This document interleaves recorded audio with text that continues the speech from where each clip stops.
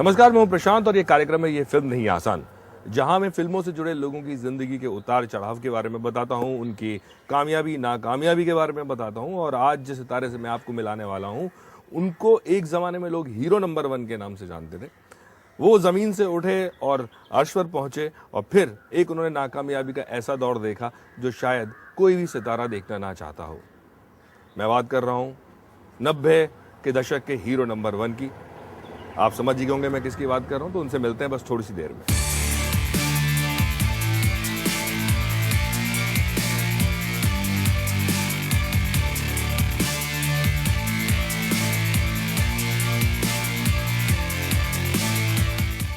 कैसे हैं? हाय, कैसे हैं? मैं क्या बोलूं, लो आ गया हीरो।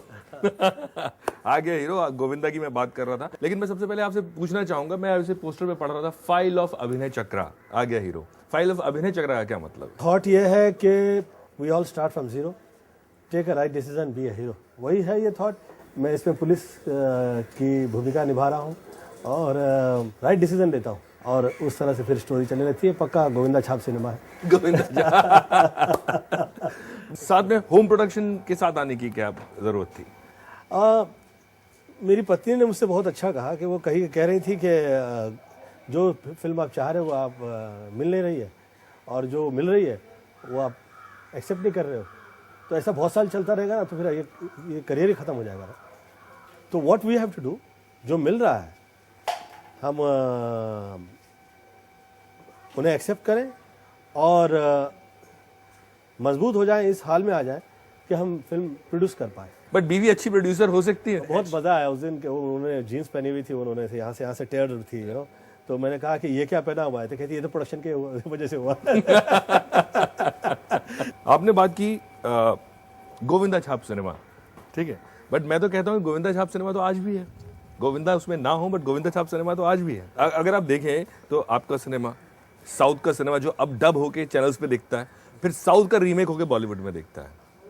तो आप देखें तो चक्कर पूरा घूम गया। अभिनय चक्र की आप बात कर रहे थे, फिल्म चक्र भी घूम के इधर ही आ रहा है। दक्षिण जो है वो सदैव गुरु रहा है, और दक्षिण का जो फिल्म्स है मैं उस पर बहुत तवज्जो दिया करता था।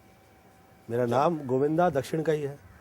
और जिस वक्त मुझसे ये कहा गया कि आप गोविंद नाम के साथ फिल्मों में वर्क नहीं कीजिए, लड़कियों के साथ डांस नहीं कीजिए, तो उसी वक्त ये तय हुआ कि गोविंदा जो है ये शुभ रहेगा, ये दक्षिण का नाम। तो मम्मी ने ये मेरा नाम रख लिया।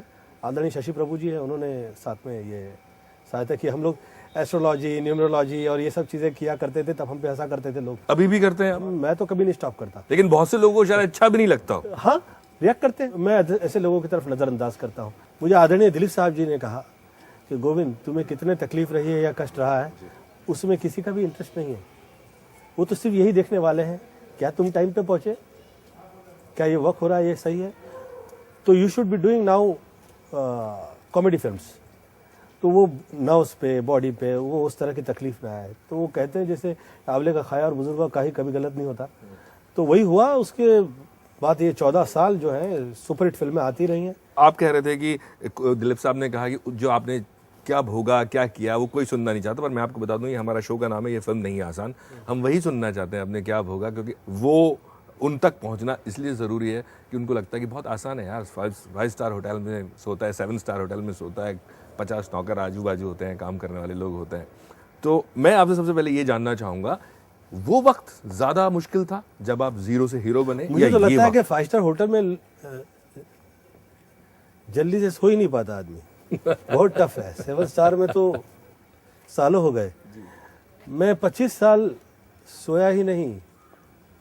सुबह 4 बजे 5 बजे समय मिलता था कि हम जाएं और जाके थोड़ा सा रिलैक्स हो पाए, कर पाए। फिर शूटिंग का टाइम। युवावस्था में मेरे साथ ऐसे बहुत हुआ कि कई टाइम में हॉस्पिटलाइज हो गया शूटिंग की वजह से। हाँ, और हॉस्पिटल में लोग ऐसे चेक करने के लिए आते थे कि ठीक हुआ है तो चलो सेट पे। कि उन लोगों का पता नहीं आगे डेट मिलेगी आर्टिस्टों की, फिर वो भी रॉन्ग नहीं है। फिर बहुत सारे ऐसे लोग थे जो पैसा नहीं होता था तो कह देते थे गोविंदा ही नहीं आया, क्योंकि उन लोगों ने मुझे साइन कर लिया था और वो लोगों की कमाल परिस्थिति नहीं थी। मेरे साथ तो कभी आदरणीय यश चोपड़ा जी या प्रकाश मेहरा जी, उस टाइप के लोगों ने कभी तो मुझसे मतलब हाँ फिल्में की ही नहीं। तो अब आके आपने जाके यश राज अब मेहरा जाके आफ्टर 29 ईयर्स तो ऐसा तो कभी हुआ ही नहीं कि बट ऐसा क्यों था कि उन लोगों ने फिल्में नहीं की? इतनी फिल्में साइन कर ली थी, मेरे पास टाइम ही नहीं था। बट ऑफर्स आए थे उधर से? ऑफर्स आके भी फायदा ही नहीं है। ऐसे महान व्यक्ति के साथ आप काम करें और उसे आप टाइम नहीं दे पाए, ओहो, मतलब कि तो आपके वर्क के साथ बेईमानी हो जाएगी। सबसे मुश्किल वक्त जो स्ट्रगलिंग डेज का मैं आपसे पूछूं, उस वक्त का वो कौन सा दिन है जो आज भी आपको आंखों में आंसू ले आता हो? मम्मी जिस वक्त नहीं रही तो मुझे ऐसा लगा कि मैं अब ये काम वाम से बाहर निकलूं और दिल नहीं लग रहा है, बहुत तकलीफ थी।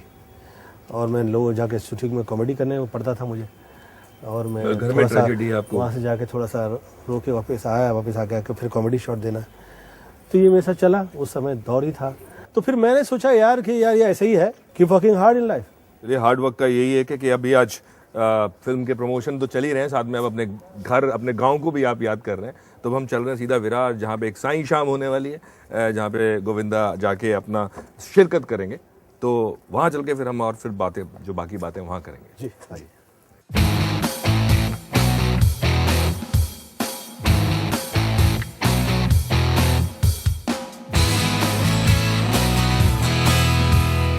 तो पहले मुझे आपसे मैं यही पूछूंगा कि उस वक्त लोग कहते थे कि गोविंदा लेट आते हैं सेट पे, वो वजह इसलिए थी कि बैक टू बैक बहुत सारी फिल्में कर रहे थे? मैं जिस वक्त मना कर दिया करता था कि आप मेरे साथ पिक्चरें नहीं कीजिए, आप लोग खुद ही आकर मुझे साइन कर लेते हैं और फिर बाद में मुझे बदनाम करते हैं। मैं नहीं चाहता हूँ कैसे लोगों के साथ मैं वर्क करूँ, क्योंकि जो कॉम्पिटिटर थे उन्होंने तो ये स्ट्रेटेजी बना ली थी कि इसे बदनाम रखना है, इसी में हम लोग को फायदा आगे निकलेंगे। हाँ फायदा। हमें तो बहुत समय, बहुत साल बाद पता लगा कि छवि जो बनाई जाती है, ये छवि तो बनाई जाती है। अच्छा। तो हम कहे यार जो लोग हमें बनाए जा रहे हैं ये छवि बना दी लोगों छवि बनाई जाती है। Because when you are doing too much you can not afford to. अब आज ये लोग एक आध दो तीन फिल्में करते हैं और कर पाते हैं, और उसमें भी इन लोग फिर छुट्टियों पे कहाँ आप छुट्टी नहीं लेते थे? अरे मैं अभी तक मेरी अपनी पत्नी से माफी मांगता रहता हूँ, इतने साल हो गए। आप उनको छुट्टी पे लेके नहीं जाते? ओ बाप रे बाप रे बाप रे बाप, दुष्टता की है हमने। जवानी जो लौट के कभी नहीं आती है, उसका कितना समय जो है व्यर्थ हो गया।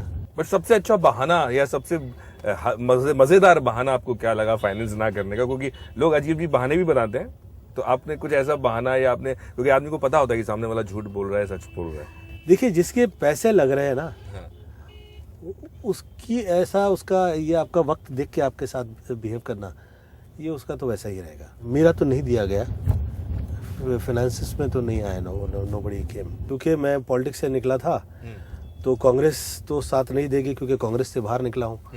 फिर बीजेपी भी साथ इसलिए नहीं देगी कि कांग्रेस का है। तो कहीं कहीं हर फाइनेंसर जो है उसके पैसे तो जुड़े हुए होते हैं उनके साथ, तो वो नहीं देंगे, वो तो पता था।